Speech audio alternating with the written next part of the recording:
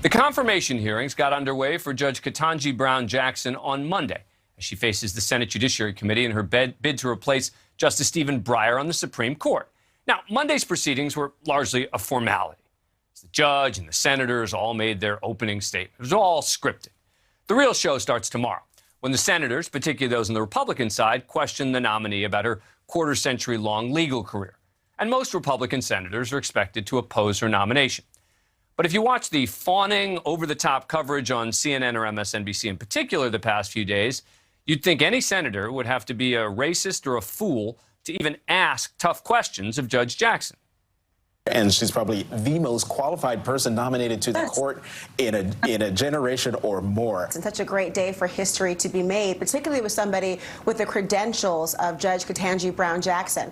I mean, the idea of her diversity, obvious for race and gender, but noted the idea of having a former federal public defender, the idea of having someone who was on the Sentencing Commission, the combination of a great deal of assets and also judicial experience makes her a phenomenal candidate to be a Supreme Court justice.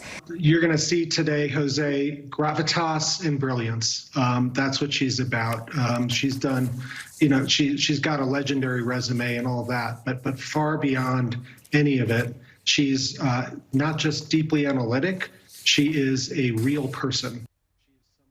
Now, that's cheerleading, right? That's a media completely in the tank for a nominee, which is their prerogative.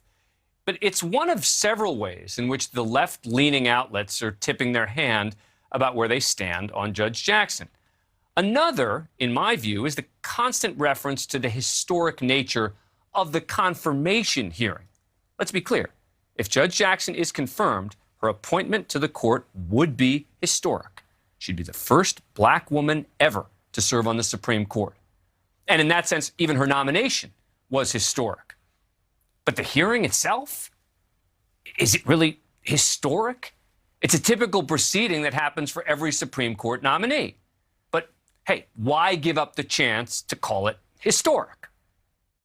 Happening today, historic confirmation hearings begin for Judge Ketanji Brown Jackson. Historic moment at the Capitol. A crucial and historic day for Judge Ketanji Brown Jackson. The Judiciary Committee begins historic hearings on President Biden's nominee for the U.S. Supreme Court.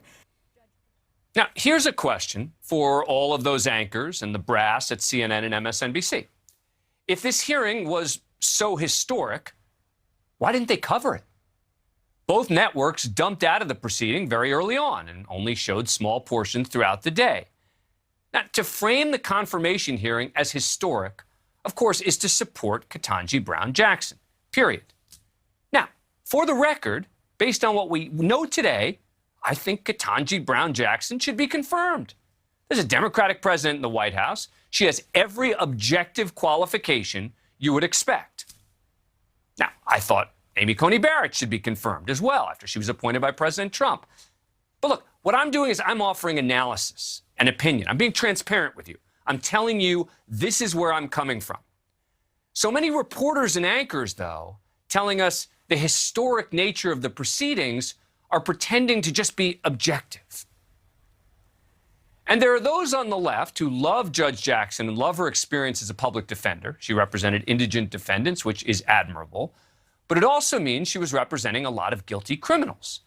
And yet many of those same liberal Judge Jackson-loving advocates want to hold against other judicial candidates that they represented as lawyers, big bad corporations. So it's okay to represent hardened criminals in your role as a lawyer, but not corporations. For example, once President Biden narrowed the possible candidates down, one of the leading candidates for the seat was Judge Michelle Childs.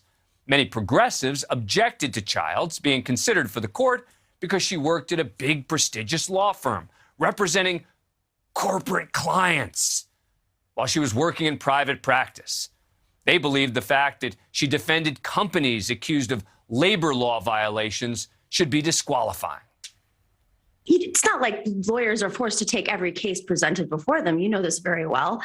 She has a choice. She has a choice which law firm she works for. Yeah. Is it a labor law firm? Is it one that deals with employee discrimination? Or Unfortunately, she chose cases representing big business and union busting, and in cases she lost where the employees won when facing discrimination time and time again. So this is a consequence of choices in life, and I think if you're going to serve in the highest court of land, you should represent the time.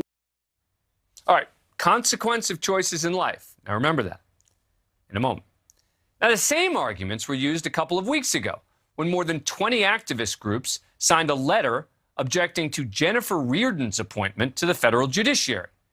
Reardon, who works at nationally known firm Gibson, Dunn & Crutcher, had initially been appointed by President Trump and then had her nomination renewed by Biden.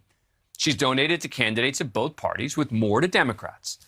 But that wasn't enough for liberal activist groups who oppose Reardon's work on, quote, cases defending housing discrimination and seeking to overturn worker protections, as well as a representation of clients who, quote, drove the climate emergency and poisoned the environment.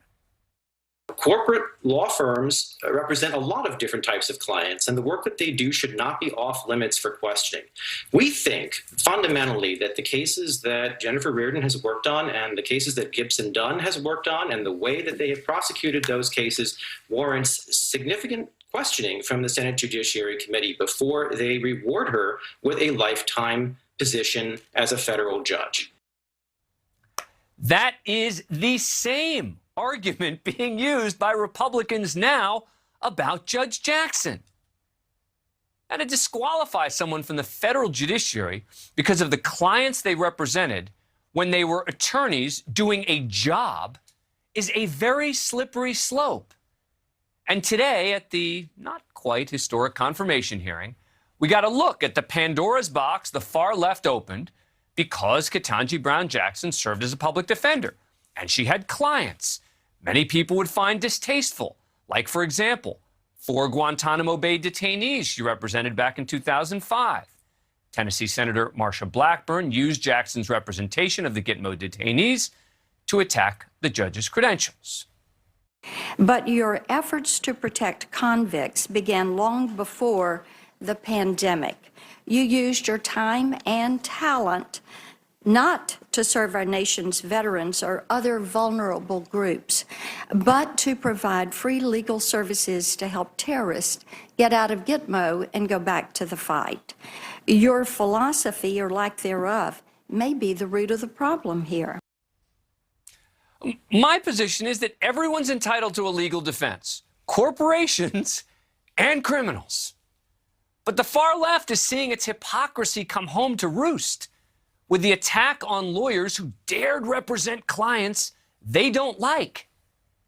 And get this, I can't say I'm surprised.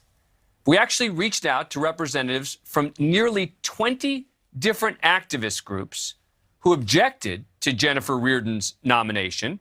At the time, many of them were happy to come on the show. And not one would come on the show now to defend their position in the context of Judge Jackson's nomination. Because, hypocrisy can be tough to defend. Thank you for watching. Click the red subscribe button below so you can get more of NewsNation's fact-driven, unbiased coverage.